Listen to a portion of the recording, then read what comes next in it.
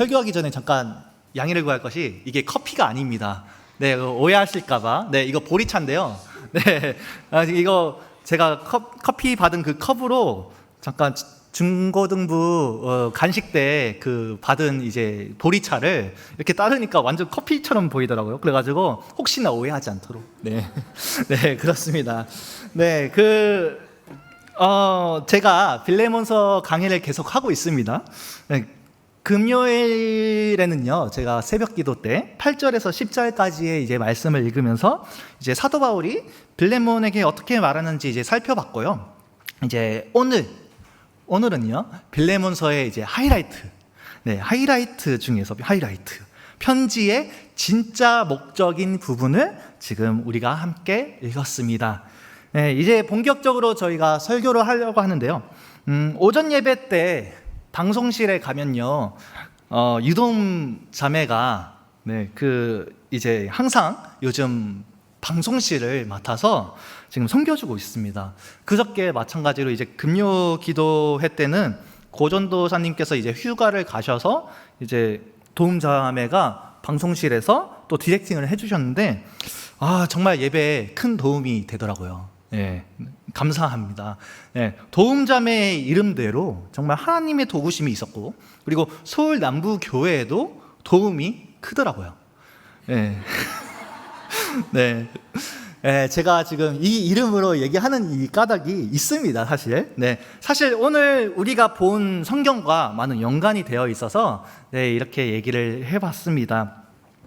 네, 오늘 우리가 같이 읽지는 않았지만요, 금요일에 새벽 기도 때부터 있었던 분들은 그 흐름을 아시겠지만 10절부터 쭉 읽어보시면 이제 발신자인 바울과 디모데, 그리고 수신자인 빌레몬과 그리고 그의 가족들이 있는데, 근데 다른 또 하나의 인물이 등장합니다. 네, 그 사람의 이름은요, 오네시모라고 합니다. 헬라어로는 오네시모스라고 하고요. 아무튼 오네시모가 있는데요, 그 오네시모는요, 회심하기 전에 도둑질을 해가지고 탈주한 노예였고요, 그리고 분명히 빌레몬의 소유였습니다. 그렇지만요, 하나님께서는요, 바울을 오네시모의 회심을 위한 도구로 사용하셨고요, 그 덕분에 이 오네시모가 회심을 하고 나서 바울이 되었다고 10절에 이제 나와 있고, 그리고 아들처럼 영적인 아들이 되었다는 거죠. 그렇게 되어 있고, 전적으로 하나님의 은혜에 속하였다라는 것을 지금 보여주고 있습니다. 네, 왜냐하면요, 사도의 아들이다. 그러니까 바울의 아들이라는 것은 결국 사도의 아들이잖아요, 그렇죠? 사도의 아들이라는 말은요, 사도라는 그 자체의 의미를 우리가 고려해 볼 필요가 있어요. 그러니까 사도의 아들이다라고 그 말은 결국은 예수님의 아들이다라는 말과 일치해요. 그러니까 사도의 가르침을 받았다, 그 말은 무슨 뜻이냐? 예수님의 가르침을 받았다, 이 말과 같아요. 그러니까 이것은 무슨 말이냐? 바울이 사도의 아들이라고 부르고 있는 사람은 그 당시에 살고 있는 사회에서 가장 천박한 신분, 가장 낮은 신분인 노예를 지금 아들이라고 지금 지칭하고 있는 것입니다. 교회에서는 가장 높은 사도라고 하는 분이. 그러니까 아무리 천한 노예라고 할지라도 하나님의 복음 안에서는 이제 바울의 어엿한 아들이 되었던 거죠. 그러니까 예수님의 아들이 된 거죠. 그런 그가 지금 아들인데 어떤 사람인지에 대해서, 오네시모가 누구인지에 대해서 쭉 소개하고 있는 말을 지금 적어져 가고 있습니다. 함께 11절과 12절을 우리가 읽어봤으면 좋겠는데요, 함께 먼저 읽어보겠습니다. 11절 12절입니다. 시작.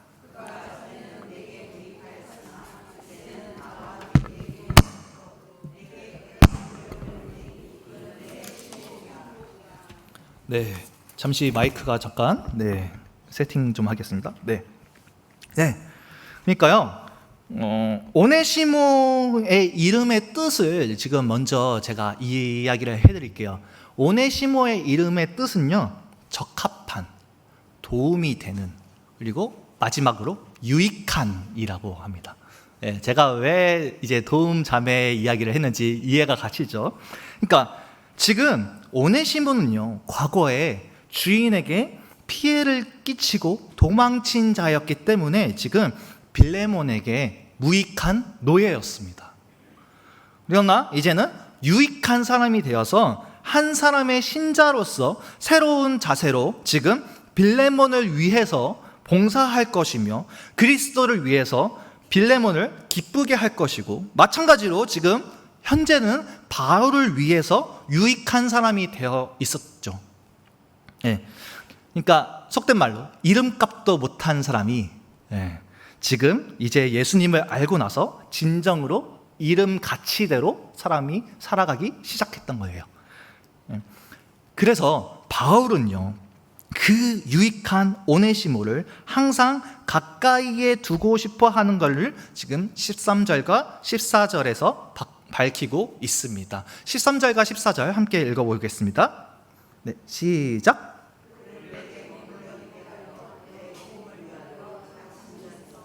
내 대신 나를 섬기게 하고자 하나 다만 내 승낙이 없이는 내가 아무것도 하기를 원하지 아니하오니 이는 나의 선한 힘이 억지같이 되지 아니하고 자의로 되게 하니라. 네, 아멘. 네, 그러니까 이건요, 지금 오네시모가 동역자인 그 바울에게 오네시모 하게 되었던 거예요. 네, 지금 무슨 말인지 이해가 가시죠? 그리고 마찬가지로 빌레몬에게도 오네시모 하게 된다는 그 사실을 지금 강조하고 있습니다.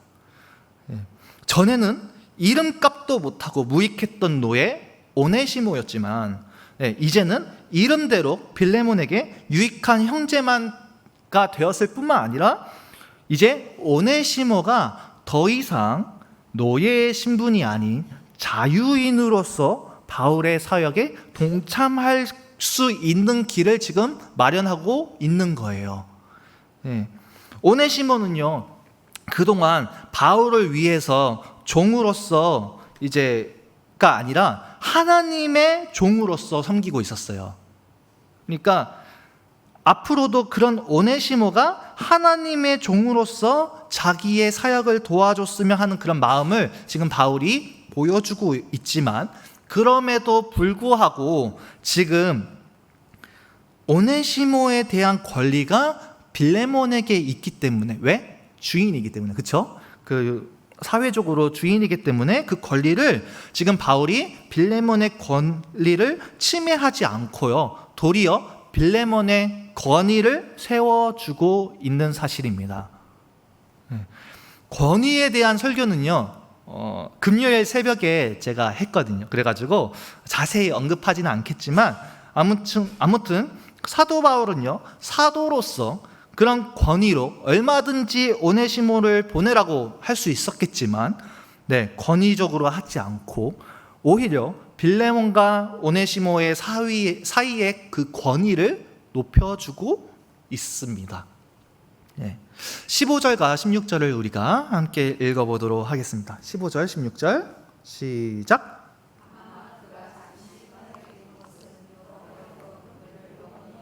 알미니 이후로는 같이 대하지 아니하고 종이 있으므로 그 사랑받는 형제로 둘 자라. 내게 특별히 그러하거든 하물며 육신과 주 안에서 상관된 내게라.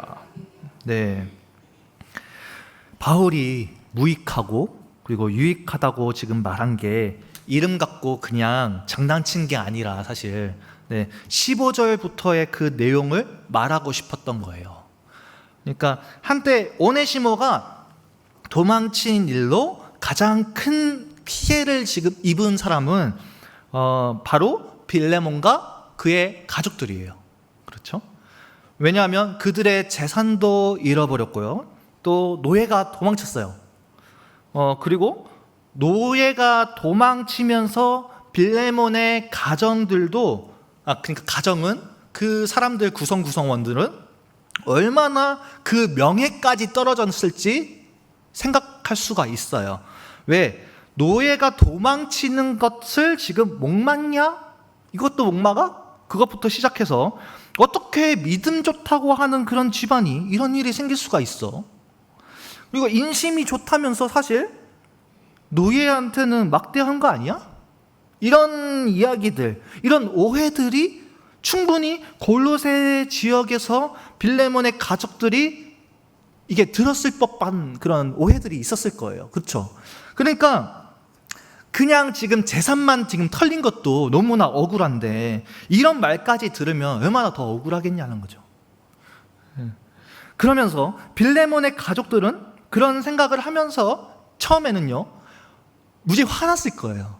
그렇죠? 이제 억울하기도 하고 이게 털리기도 하고 하니까 화가 났을 거예요. 근데 좀 시간이 지나면서 어떤 생각을 하겠냐? 그러면 그 오네시모가 어차피 질 나쁜 사람이었으니까 그 질 나쁘고 무익한 노예가 오히려 빨리 우리랑 살지 않아서 다행이다, 그런 생각하지 않았겠어요? 그러니까 사람은 사실 예수님 아니면 바뀌지 않잖아요. 쉽게 안 바뀌잖아요. 그러니까 바뀌지도 않는데 어차피 이럴 사람이 우리와 함께 계속 있었으면 얼마나 힘들었을까, 이런 생각을 하게 됐지 않았을까요? 그리고 그렇게 생각하고 있는 그런 빌레몬의 가족들에게 이 정도로 이제 도망가서 요즘 청년들의 말로 하면 오히려 좋아, 이거거든요. 지금 오히려 좋아, 이런 생각을 했을 겁니다.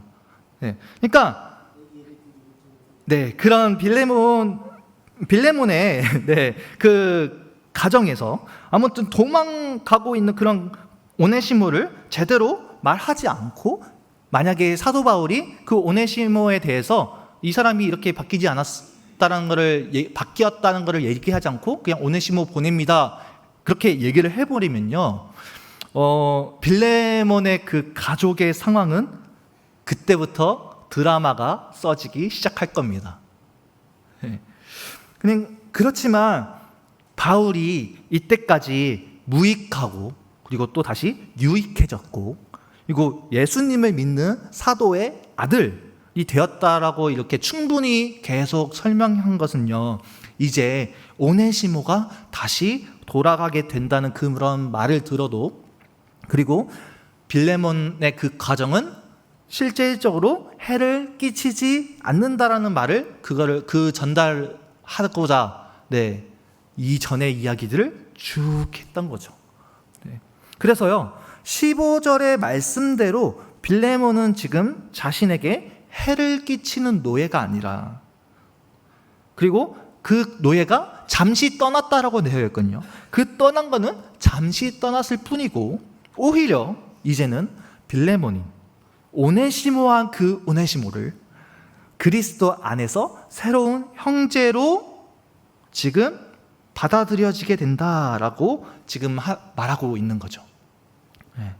그러니까 오네시모가요 과거에 무익한 노예였어요. 그렇죠?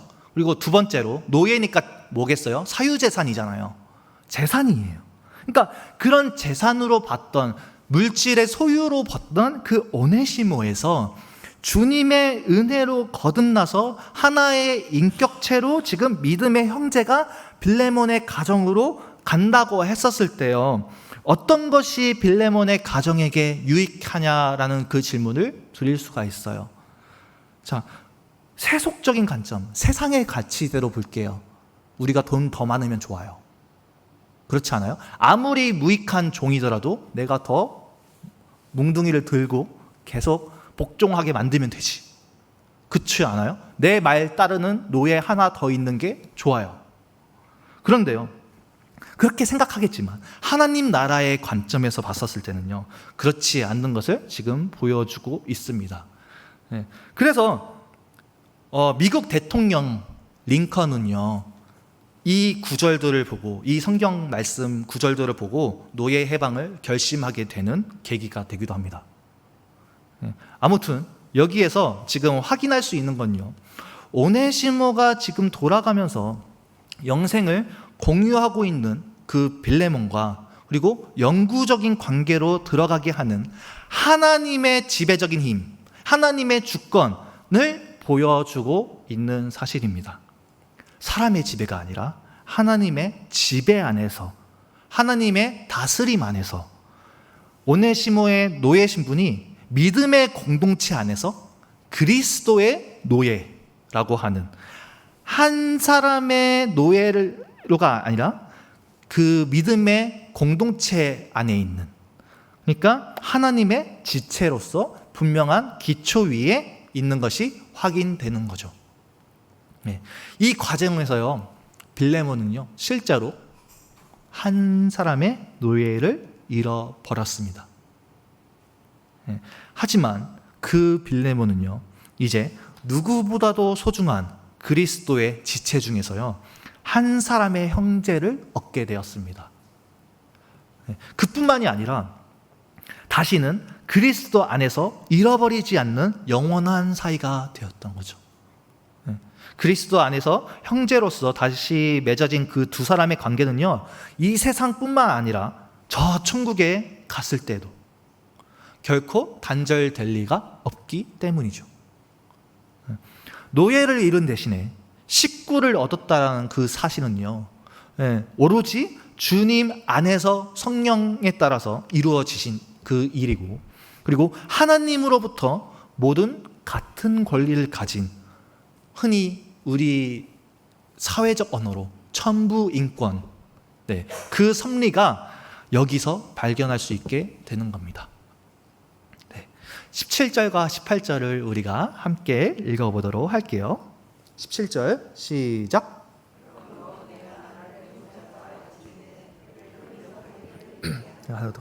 18절입니다.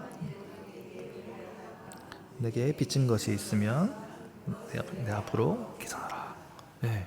자, 이건요 오네시모가요 육신으로 아니면 혹은 사회 구조적으로 비록 빌레몬의 노예였고, 그리고 빌레몬은 오네시모의 상전, 그러니까 주인이더라고 하더라도 이제 오네시모는요 어엿한 바울이 편지를 맡길 수 있는 사람, 편지를 맡길 수 있는 전서자가 되어 있었고요.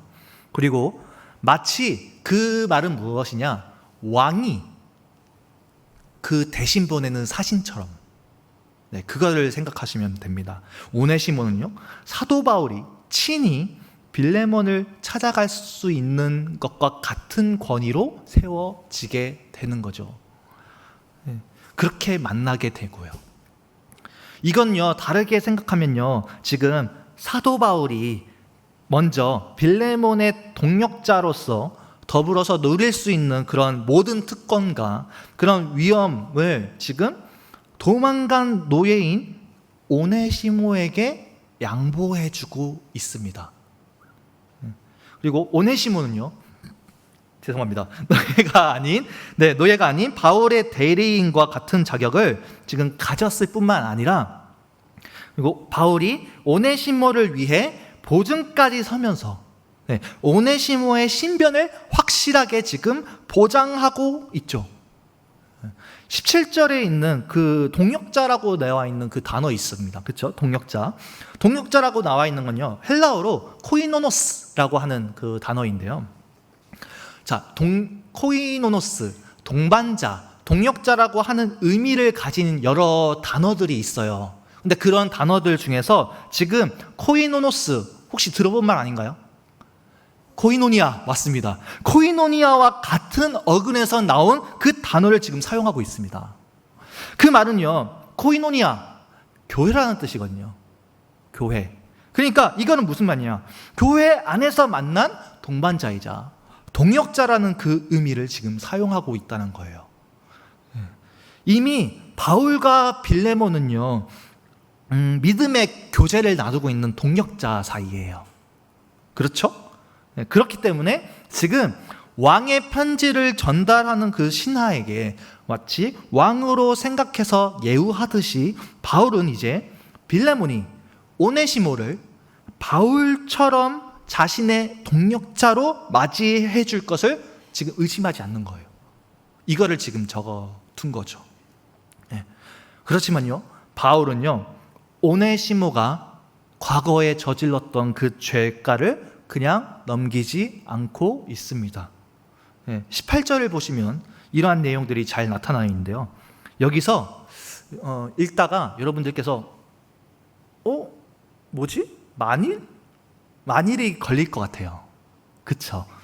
읽다 보면 이게 만일인데 이게 했다는 거야 말았다는 거야 이렇게 느껴질 수가 있어요. 그래서 헬라어 원문으로 읽어보면 그 좀 더 뜻을 이제 명확하게 알 수 있는데, 여기서 만일을 이제 아마 이렇게 번역하는 게 더 맞아요. 그러니까 아마도 이제 제가 직역을 하면요, 아마도 오네시모가 너에게 불의하고 빚진 것이 있을 것인데, 이렇게 얘기하고 있는 거예요.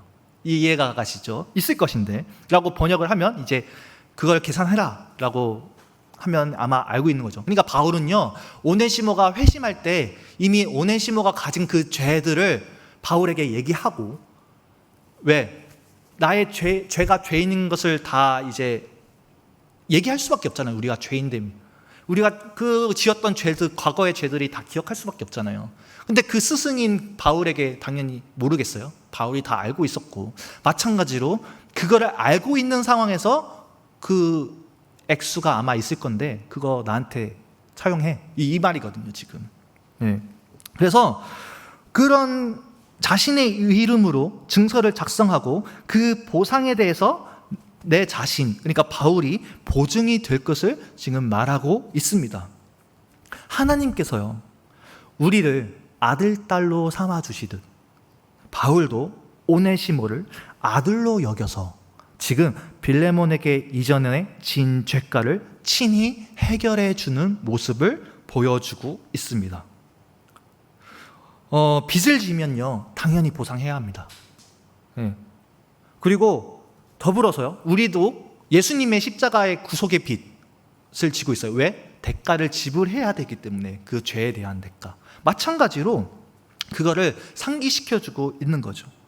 이건요, 용서에 대한 교훈을 지금 말씀하면서 1만 달란트를 빚진 자에 대한 그 예수님의 이야기를 되돌아보게 됩니다. 그 예수님의 이야기 1만 달란트가 마태복음 18장 23절에서 35절의 이야기인데, 제가 PPT로 준비한 거는 35절만 준비했습니다. 한번 보여주시겠어요?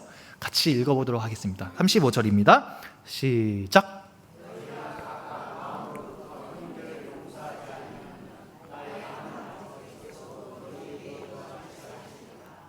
네. 보시면요, 1만 달란트를 지금 탕감해 주신 주님께서 기억하고, 우리 또한 그런 형제를 용서하라고 하는 그 예수님의 명령, 그 빌레몬은요, 그 명령을 알고 있었기 때문에 이 상황을 통해서 빌레몬이 기억이 딱 날 거라는 거죠. 19절을 함께 이제 그런 상황 속에서, 맥락 속에서 읽어보도록 하겠습니다. 19절입니다. 시작. 내가 갚으려니와 내가 이외에 네가 스승이 내게 빚진 것은 내가 말하지 아니하노라. 네. 네, 19절만 읽겠습니다. 그러니까 자신이 반드시 갚을 것이다. 네, 이런 다짐을 하는 말투로, 어투로 지금 적혀져 있습니다. 친필로 내가 직접 적어서. 네, 왜냐하면 바울이 가끔 디모데한테 떠맡기기도 하거든요, 이거 적는 거를. 근데 내가 직접 적어서 이거를 서명하겠다. 네, 친필로. 네, 그럴 뿐만 아니라 빌레몬의 가정이 어려움이 있었을 때 바울이 빌레몬에게 빌려준 돈이 있었어요. 그럴 때까지 갚지 않아도 된다. 지금 이 얘기를 하고 있는 거예요. 지금 잘 보세요. 오네시모의 잘못한 거를 지금 계산만 해도 돼요. 사실 17절을 보면, 자세히 읽어보면 이자까지 다 한 거예요. 왜? 계산하라고 되어 있으니까. 이자까지 다 쳐서 지금 계산이 되어 있어요. 그것만으로도 지금 충분한데, 지금 사도 바울은요, 그걸 넘어서 자기가 빌려준 돈까지 말하지 않겠다고 하는 거예요. 네, 저는요, 여기서 지금 부모님의 마음을 보게 되고요, 그리고요, 아버지 하나님의 마음을 보게 됩니다. 오네시모를 지금 빌레몬의 가정이라고 하는 그 공동체에 그냥 보내는 게 아니라 얼마나 걱정이 되면 그럴까요, 지금? 그러니까 액수에 맞게 딱 맞춰서 계산하는 게 아니라 그 영혼을 진정으로 사랑해 주기를 바란다라는 그 마음으로 다른 사람의 돈까지 지금 받지 않겠다. 그런 마음. 내 간과 쓸개를 다 내어주더라도 아들과 딸이 지금 그곳에서 그리스도의 공동체에서 잘 적응만 할 수 있다면 얼마나 그렇게 좋을까, 그런 마음이요. 그러니까 우리 서울 남부교회 성도분들 한 사람 한 분마다 그런 마음이 있을 겁니다. 그렇죠? 자녀들이 되도록이면 학교에서 잘 지냈으면 좋겠고, 성적도 할 수만 있으면 잘 받으면 좋겠고, 그리고 늘 칭찬받으면 좋겠고, 왕따당하지 않았으면 좋겠고, 어디 가서 해를 당하지 않았으면 좋겠고, 옆 동네에서 지금 마약 사건도 있고 막 저쪽 동네에서 막 무차별 폭행까지 일어나는데 우리 자녀에게는 그렇지 않았으면 좋겠고, 그런 마음들이 있잖아요. 그렇죠? 그런 마음들이 지금 사도 바울에게서 나타나고 있는 사실입니다. 근데요, 그 사도 바울이 지금 그 어떤 것보다 우선시되는 마음이 있어요. 그건요, 부디 내 영적 아들이, 그 오네시모가 골로새에 지금 가서 신앙생활을 잘했으면 좋겠고, 그런 마음인 거예요, 지금. 사회적인 문제를 지금 해결해 준 것만이 아니라 정서적인 문제까지도 다 해결해 주고 싶은 거. 그러니까 정서적인 문제가 뭐냐? 그 빌레몬의 가정과 오네시모의 그 정서적인 관계, 그것까지 다 해결해 주고 싶은 그런 아버지의 마음. 그렇게 해서라도, 그렇게라도 하더라도 우리 아이가 부디 하나님을 믿는 그 공동체에서 신앙생활만 그것만 잘했으면 좋겠다. 그런 마음. 한 가정에서 지금 편지를 쓰면서 그 마음이 얼마나 담겨져 있었냐는 거죠. 우리는요, 그런 가정의 사랑을 여기서 보곤 합니다. 이러한 사랑을 익히 알고 있는 빌레몬은요, 이미 알고 있잖아요. 빌레몬은 이거를 바울의 서신을 받은 사람으로서 잘 느껴졌을 거예요. 딱 편지를 보면, 사도 바울이 이렇게까지 느껴졌을 거예요. 그래서 이렇게 함으로써 오네시모의 그런 모든 빚된 것, 빚짐이 다 해결이 되는 거죠. 지금 그리고 선언하고 있고요. 더불어서요, 오네시모는요, 빌레몬의 채무를 탕감시켜준 바울의 사랑을 증명하는 증인이 되었어요. 그러니까 그뿐만 아니라 복음의 능력에 근거해서요, 바울이 몸소 보인 그런 경건의 삶의 모습에 따라서 예전과 다르게 더욱 적극적으로, 그리고 오네시모가 더욱 겸손하게 주인을 섬길 수 있는 그런 마음을 가지게 되었어요. 그러니까 스스로 원해서 지금 바울을 그렇게 도와준 것처럼, 이거를 보면요, 잘 알 수가 있겠죠. 그렇죠? 사람이 복음으로 변화가 되니까요, 과거의 내 자신의 그릇된 행동들과 마음가짐들을 지금 새롭게 됐고 자발적으로 지금 섬기는 사람이 되었다라는 사실입니다. 20절을 우리가 함께 읽어보도록 할게요. 20절입니다. 시작.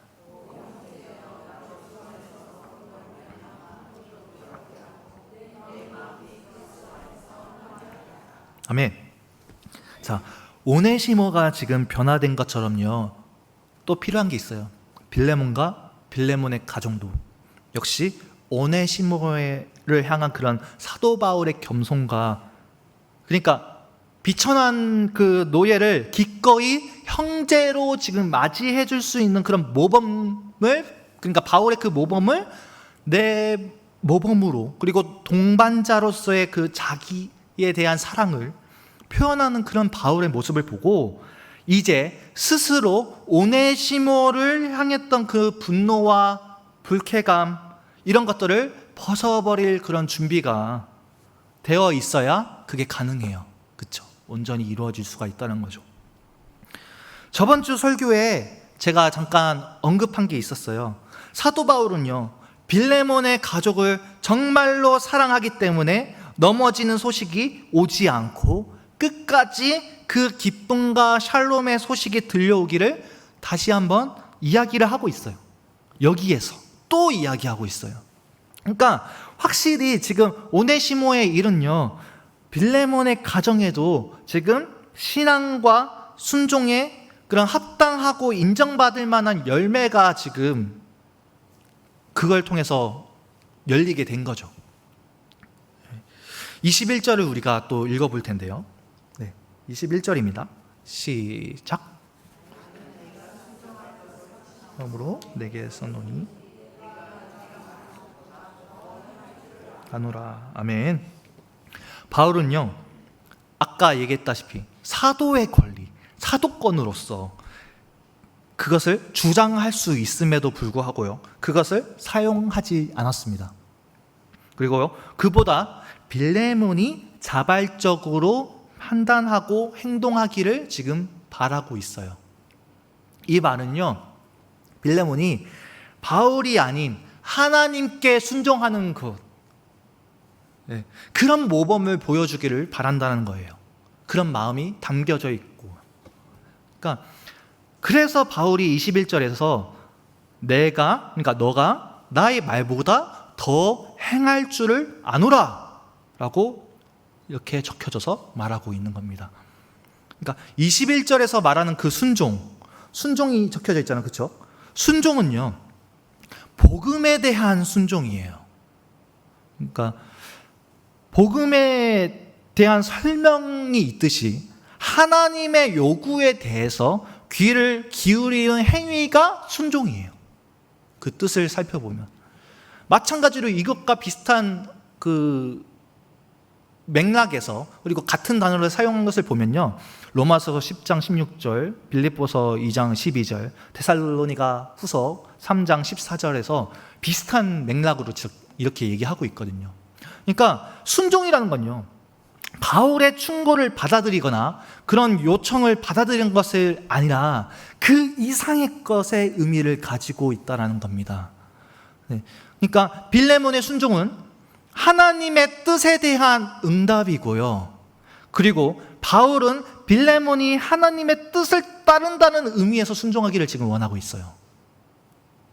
그러니까 이렇게 적으면서 빌레몬의 순종은 나 사도 바울이 아니라 동역자 바울, 그러니까 사도 바울로서, 사도로서 이야기한 게 아니라 동역자인 바울을 통해서, 친구로서 동반자의 바울을 통해서 그냥 지금 충고하고 있는 거예요. 이해가 가시죠? 그래서 그 충고를 받아들이거나 그의 요청에 받아들이는 것의 이상으로서 하나님의 뜻을 받들이는 그런 것을, 의미를 가지고 있다는 거죠. 순종이라는 것은. 그래서 이렇게 적으면서 빌레몬의 순종은요, 사도 바울이 아니라 하나님께로 되어 있고요, 향하게 되었고요, 하나님을 향한 그 빌레몬의 순종은 결국은 오네시모를 교회 공동체 형제로서, 우리 가정의 형제로서 맞이하는 정도에서 그치지 않고, 이거는 그냥 바울의 말이잖아요. 그렇죠? 그걸로 그치지 않고 오히려 하나님께 집중한 그 순종은요, 바울이 요청하고 있는 것보다 더 좋은 일을 할 수 있는 그런 동기를 더 주게 된다는 거죠. 자, 예를 들어서 얘기를 해볼게요. 오네시모를 위해서 분명히 빌레몬이 더 큰 계획을 세웠을 것입니다. 제가 설교를 준비하면서도 듬뿍듬뿍 생각나는 것이, 어떤 계획을 세웠을까 생각해보니까 오네시모를 당연히 복음의 사역에서 서포트를 하도록, 이바지를 하도록, 뭐 그렇게 하도록 한다거나 그렇겠죠, 동역자로서. 아니면 이 일을 계기로 자기가 갖고 있는, 자기 소유로 갖고 있는 모든 노예들에 대해서 복음의 원칙 속에서 새롭게 관계를 설정을 하게 된다거나, 아니면 오네시모를 이렇게 예시를 두면서 다른 사람들, 다른 주인들, 다른 집주인들을 가서 이제 설득을 해서 그들 역시 노예들에게 큰 배려를 행하라 라고, 이런 일들을 계획했을 수 있을 거라는 거죠. 제가 잠깐 생각했는데도 이런 일들이 계획을 할 수 있는 건데, 빌레몬은 그 상황 가운데서 얼마나 더 많은 일들을 생각하게 되냐는 거죠.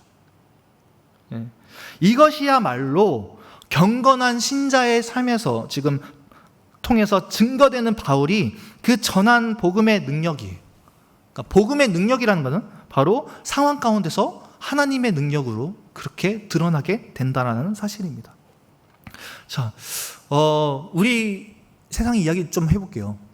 요즘 젊은 것들은, 요즘 젊은 사람들은 교회에서든 회사에서든 자기 것만 일하고, 그리고 도통 일을 하지 않아요. 그리고 이런 생각 갖고 있으시죠? 물론 우리 교회 분들은 너무 신앙이 좋으셔서 안 하시는 같은 이런 표정으로 답을 주시지만, 아무튼 지금 밖에 나가보면 그렇게 이야기를 하잖아요. 그렇죠? 근데 자, 일을 하진 않는데 자기가 해야겠다고 하는 취미라던가 뭔가 꽂혀 있는 것에 대해서는 시키지 않아도 누구보다도 더 잘해요. 젊은 사람들 보면. 그리고 능력도 심지어 더 좋아요. 뛰어나요. 근데 그런 능력과 그런 것들이 가정에도 좀 더 도움이 됐으면 좋겠고, 우리 시선에서 봤었을 때 됐으면 좋겠고, 사회나 아니면 회사나 아니면 교회에 좀 더 도움이 됐으면 좋겠는데 왜 안 하는 걸까요? 이건요, MZ세대의 그 특징 중에 하나인데요, 진짜 이유를 찾게 되면요 누구보다도 더 열심히 하려고 해요. MZ세대의 특징, 내가 그 이유를 확실하게 명확하게 알았어요. 그러면 굳이 내가 시키지 않아도 스스로 해요. 그러니까 그 말은 뭐냐? 이유를 몰라서 안 하는 거예요. 그러니까 반대로 얘기하면요, 지금 교회를 안 다니는 것 그 자체, 이유를 몰라서 안 다니고요, 그리고요 교회를 봉사하는 것도 굳이 동기가 없어요. 그리고 젊은 세대는요 그렇기 때문에 지금 복음의 힘 자체를 잃어버렸던 거예요. 그러니까 오네시모를 볼게요. 오네시모가 다시 용기를 내어서 빌레몬의 가정으로 돌아갈 수 있는 것, 도망간 노예잖아요. 그것도 훔쳐서 도망간 노예가 다시 빌레몬의 가정으로 돌아갈 수 있는 그런 용기가 있는 것, 그건요 지금 복음에 들어왔기 때문에, 그 동기가 들어왔고 이유를 명확하게 알았기 때문에 그게 돌아가는 거거든요. 마찬가지로 빌레몬의 가정이 오네시모를 받아들이고 그 이상으로 심지어 오네시모를 동역자로 살아갈 수 있는 것도 복음의 힘이에요. 그 이유를 알기 때문에 그게 가능하다는 거죠. 지금 우리 가정에서 하나님의 복음이 살아 숨쉬어서 역동적으로 지금 복음을 우선적으로 살아가는 삶이 지금 우리에게 있는가? 지금 우리가 하고 있는가? 이런 것을 이 빌레몬서를 읽으면서 질문을 꺼내줄 수 있는 거죠. 저는 그렇게 생각이 듭니다. 22절을 함께 읽어보도록 하겠습니다. 22절입니다. 시작.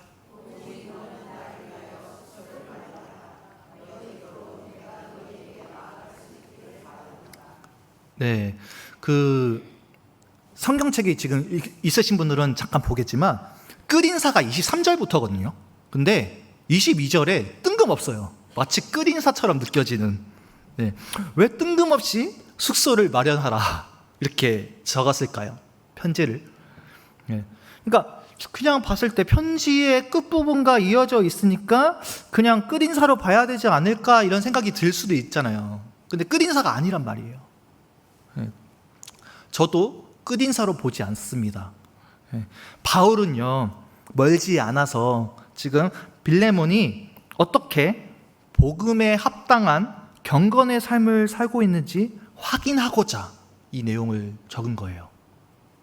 그러니까 그 시기에 곧 내 자신이, 바울이 로마로부터 가택연금을 당했잖아요. 그런 연금이 해제가 될 거라는 그 기대가 더 있었던 것 같아요. 그 시기에. 그래서 바울이 빌레몬과 그의 가족들이 보고 싶기도 하고, 그리고 골로새 교회가 보고 싶어서 그런 것도 있었겠지만, 실제로 봐서 오네시모와 빌레몬의 그 가정이 얼마나 잘 섞여서 살아가는지 그 믿음의 눈으로 봤었을 때 너무 기대가 되는 거예요. 그래서 사람의 생각을 생각해 보세요. 그 시대에는 심지어 노예 시대예요. 노예가 있었던 시대입니다. 자, 도저히 용서할 수가 없고요. 분노가 일어나고요. 명예까지 떨어뜨렸어요. 그 시기에는 명예도 정말 중요한 시기인데 명예까지 떨어뜨리는 그런 시대. 그리고 주종관계가 정말 명확한 그 도망간 노예와 주인에서 동등한 관계로 살아가는 모습. 네. 이거를 지금 바울이 너무 직접 보고 싶었을 거예요. 왜? 그 시기에는요, 노예가 있는 시기였기 때문에 하나님이 주신 평등한 공동체를 직접 두 눈으로 보게 되면 얼마나 그 마음이 벅차올랐을까요? 그 본문에서 사도 바울은요, 그 대표자인, 편지 받는 그 대표자인 빌레몬에게만 말하다가 갑자기 22절에서 기도를 부탁할 때 너희에게라고 인칭이 바뀌어져요. 그렇죠? 그렇게 바꿔서 강조하고 지금 말하고 있습니다.